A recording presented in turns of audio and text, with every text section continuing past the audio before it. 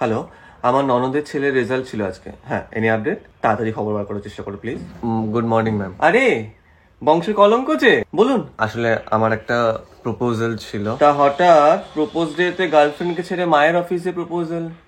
না না না, সেরকম কিছু নয়, মানে ওকে, জাস্ট এ জোক। তোমার মতো কলঙ্ককে কেই বা মেয়ে পাত্তা দেবে।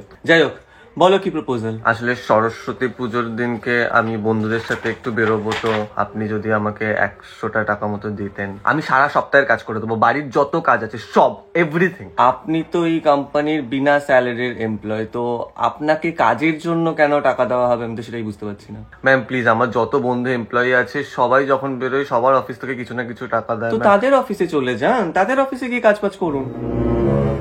দেখুন, আমি আপনার দরখাস্ত ক্যান্সেল করলাম। এই কোম্পানির ফান্ড থেকে আমি আপনাকে কোনো রকম ফাইন্যান্সিয়াল হেল্প করতে পারবো না। এরপরও যদি আপনার কোনো বক্তব্য থাকে, আপনি বাবার টেবিলে গিয়ে দরখাস্ত দিন। Thank you.